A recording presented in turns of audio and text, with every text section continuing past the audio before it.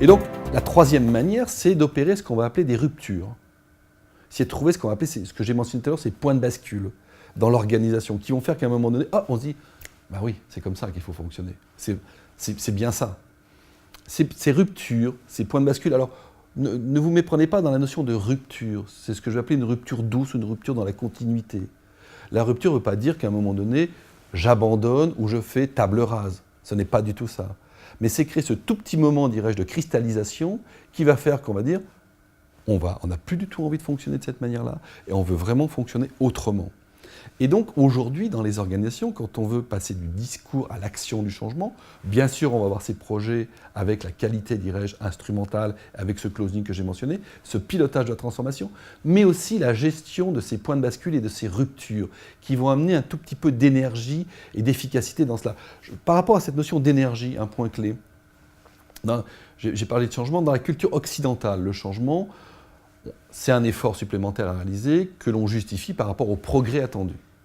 Quand on est dans la culture chinoise, donc nous avons travaillé dans le cadre de la chaire essai du changement, dans l'acception du changement dans différentes cultures.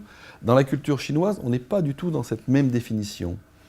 Pour eux, le changement, c'est un moment où on va créer de l'énergie et cette énergie va nous permettre de réaliser l'effort.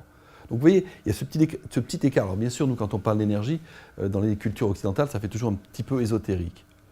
Mais ces ruptures et ces points de bascule vont nous permettre effectivement de se dire « Ouf, on a l'impression d'avancer, de faire quelque chose et que ça fonctionne. » Et aujourd'hui, par rapport aux problématiques d'innovation que j'ai mentionnées tout à l'heure, on a effectivement besoin de ces petits accélérateurs de rupture qui vont se faire. Comment ? Il y a des choses très simples qui peuvent être mises en œuvre. Aujourd'hui, dans les organisations, on parle de deuxième frontière. La deuxième frontière, c'est quoi ? C'est un ensemble de start-up qui fonctionnent en dehors de l'organisation, auxquelles on donne des projets d'innovation, et parce qu'elles ne sont pas, dirais-je, engluées dans des organisations de gouvernance extrêmement complexes, vont aller beaucoup plus vite. Et une fois que l'innovation est réalisée, on voit si on la réintègre ou pas, ou si même on déplace, entre guillemets, les entités de l'entreprise dans ces start-up.